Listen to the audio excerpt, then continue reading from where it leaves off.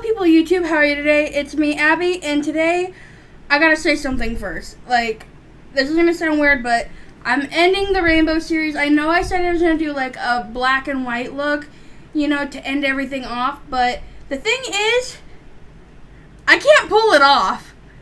Like, that's the honest truth, because I have filmed 3 separate videos now of trying to do this black and white look I really wanted to do, which was like a yin-yang theme. Like, I was, like, literally, I, like, cut my face, like, in half, and I did, like, black eyeshadow, like, blocked out my eyebrows to make it look almost, like, drag-like, and did white lips and, like, drips down, and I really want, like, had this vision in my head on how I was gonna do it, and then when I saw it, and I tried 3 times, I'm being serious, 3 separate times to do it, it just turned out like shit. And also the fact that it just doesn't look right, like, from what I envisioned in my head to what actually turned out. Like, I'm being serious. It doesn't look good.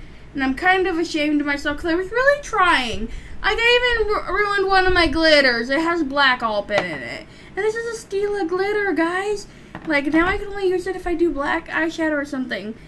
So that sucked, but, you know, I tried. And then I was thinking about just doing, like, a black eyeshadow look with, like, white cut crease and an ombre lip. But, you know, I feel like everybody has done that for, like, a gothic black and white look. And the fact of me just saying it, I feel like you could just think of a look already. Like, literally, I could do black eyeshadow, cut my lid, pack white. There. That's a look people have done before. And then an ombre black and white lip everybody has seen.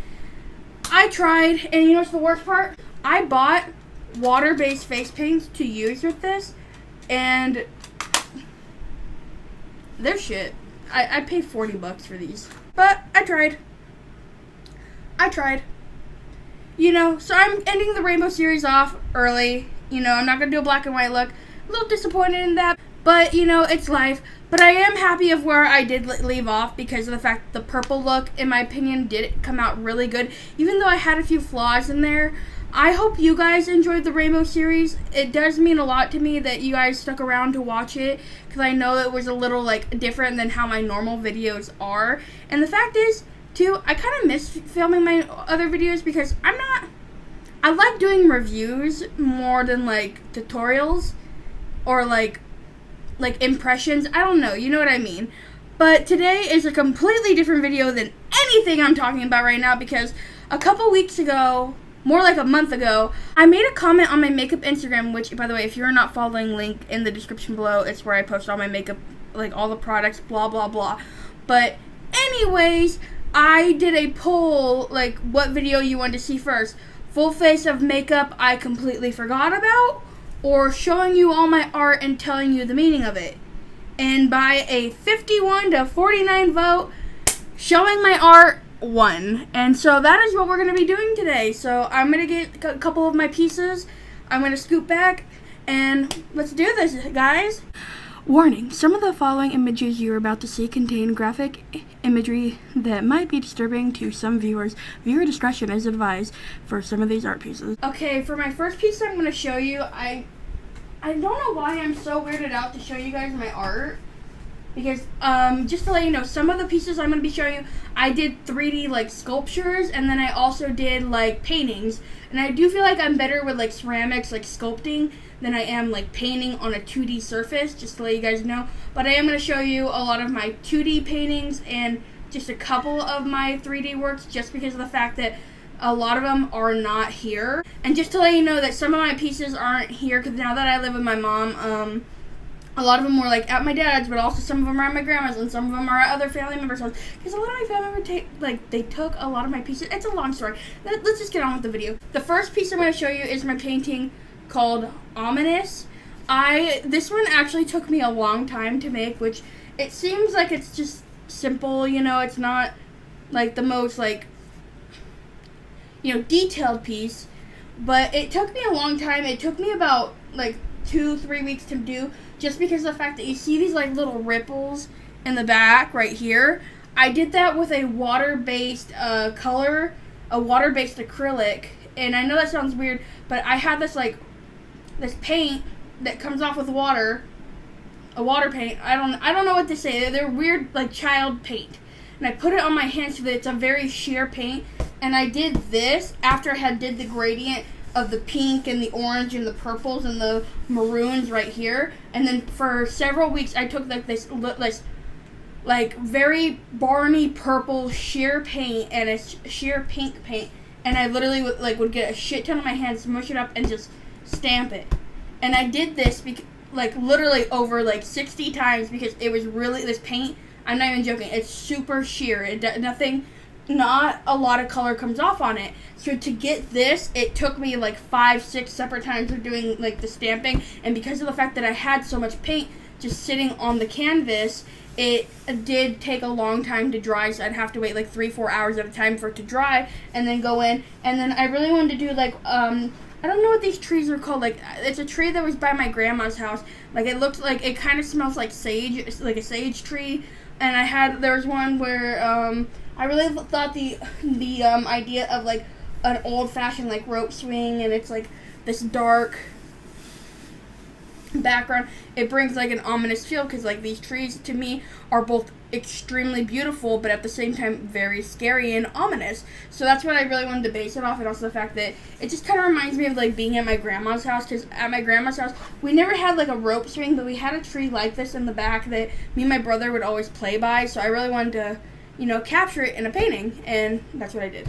Next one is this one I call Open Reality. This one literally was like, I was like in this weird space of like only wanting to do in like Picasso inspired art and not make like a realistic human being, but to make something like almost cartoonish. And I wanted to do this one called Open Reality. Like, I wanted to be like this dark, like indigo, blue, black, white, like this, it's peeling, like almost like peeling back, like opening this surface to the person of this world of like color. And I wanted to make it look like almost like if it was like flowers on top of grass, but I just splattered like paint, and I was like dry brushing it to make it look like that effect without actually drawing a bunch of like individual flowers. I didn't think that was gonna look good, so I really wanted to like just do, you know, this like sporadic coloring. And at the time I only had like 4 different paints, which was a red, a blue, a yellow, a black, and a white. Those were the only paints I had, so I had to mix all the colors I did. So the reason why you see like there's only like a few different colors is because of the fact that I was lazy and I didn't want to make like 1,000 different colors to make more colored flowers. And with my person, the person was really hard because I really wanted to create their skin tone like realistic but keep it cartoonish. But with the skin tone, I did a just a white, yellow skin tone base, and then I did the dry brush of browns to do like contouring. But what I did next is like when the face was dried and I finished like the details in the eyes and the hair, I like dry brushed like very lightly, like removed most of the paint and then dry brushed and stamped different colors like greens, blues, yellows to bring out like colors you see in human skin.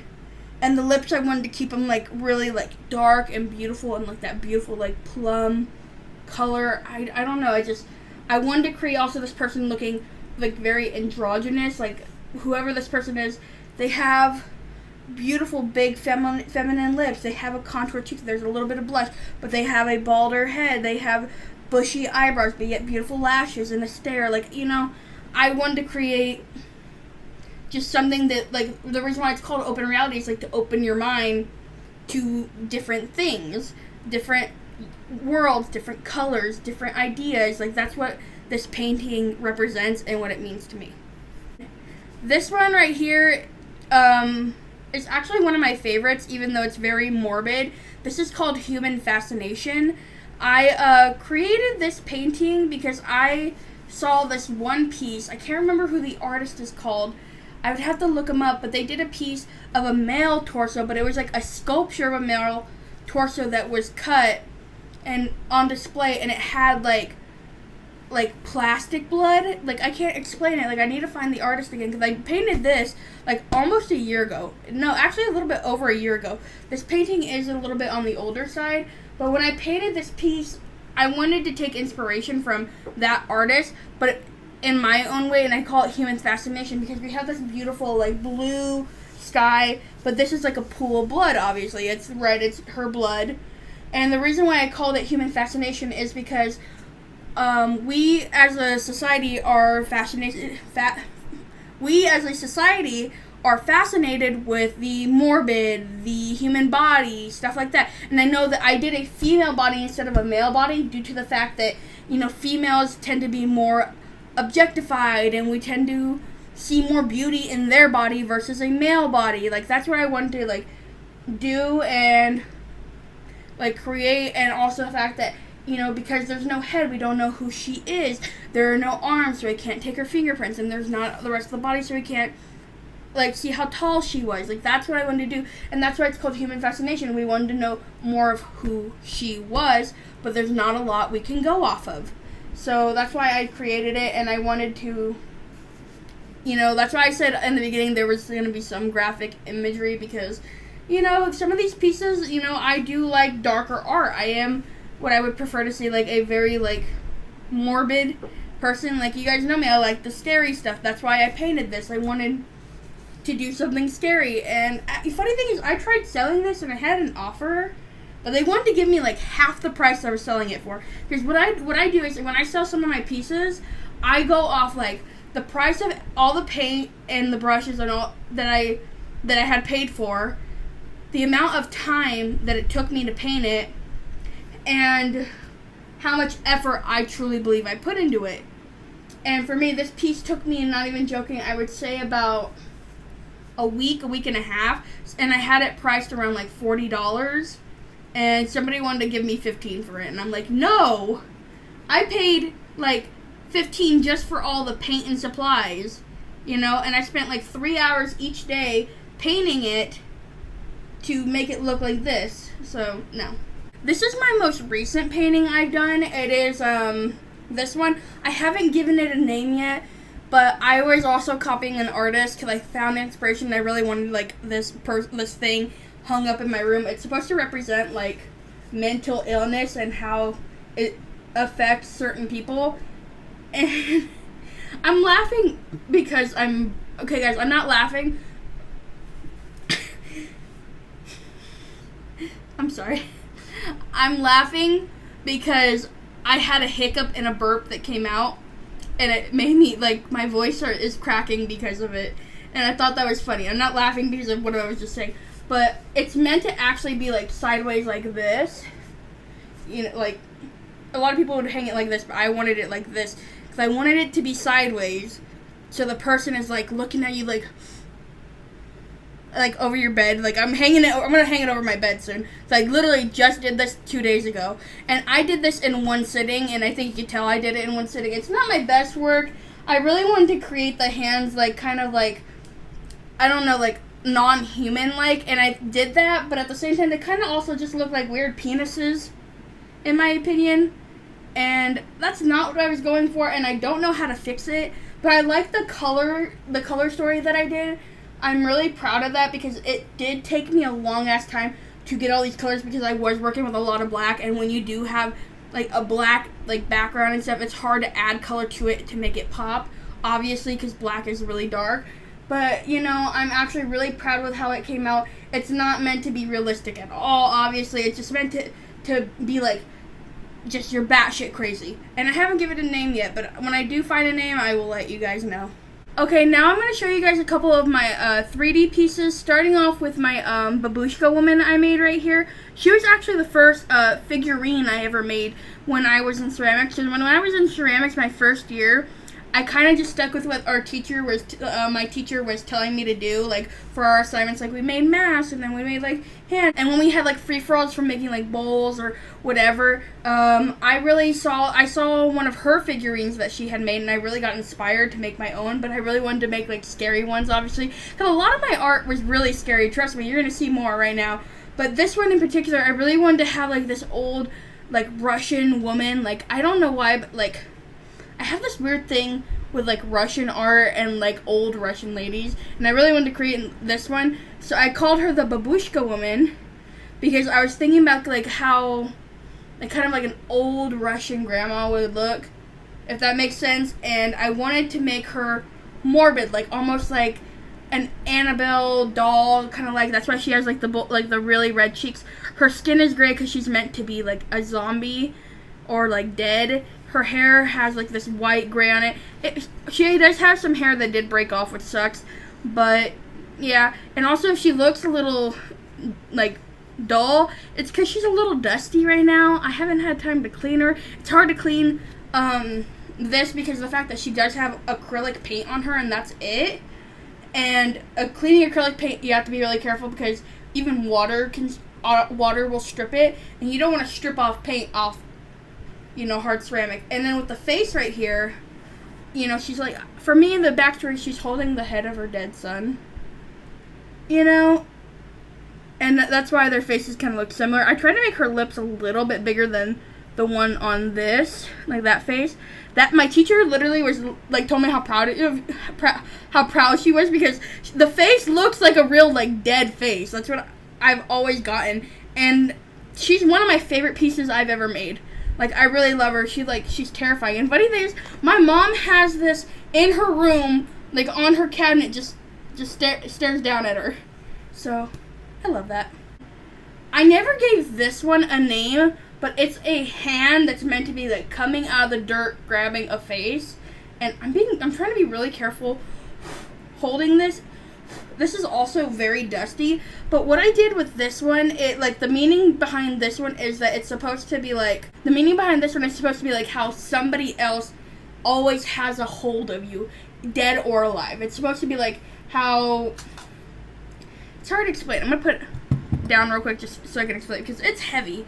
This piece is pure clay, and it's a good, I'm going to say 3-4 pounds. It's pure clay, and look at all that I had to do to create it. It started out with this little tiny circle of clay, and then I built off of it. But yeah, it's supposed to represent how there's just this one person in your life that always has a hold of you, that person you think of that, good or bad, how they just somehow cannot get out of your life, or how they will always be a part of you. That's why it's holding onto the face, and the face is kind of what do I do? And I wanted to create this, the face being the glass part. I don't know, I wanted to work on texture, so I did iron oxide all throughout it, so it has the rough skin texture, and it's not all smooth and glassy.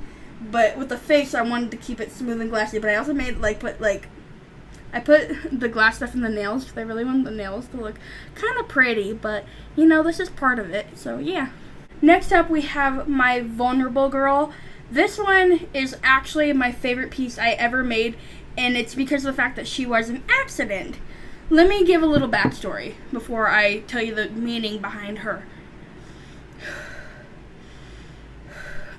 The thing is, when I created her, I was originally trying to make a realistic kind of mermaid, because if you've ever heard the origins of a mermaid, they are described as, a lot of people say they're beautiful sea sirens, but in other realistic texts, people saw them as being kind of fat. They were bald, they had weird scales, and they had giant fat flippers, and a lot of people saw them as manatees, but then also the fact that some people saw them as an actual fish-human hybrid, or some people saw them as monkeys.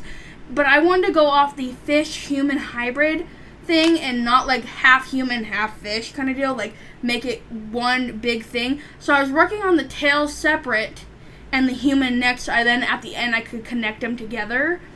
And the thing is, when I made my tail to the mermaid, it ended up getting destroyed, sadly, due to the fact that I had put way too much water on it when I was trying to keep it secured so it didn't dry out. And, that sucks, but it happens. That happened a lot for me. There was one time in my class I tried making a chicken, and my chicken exploded in the kiln.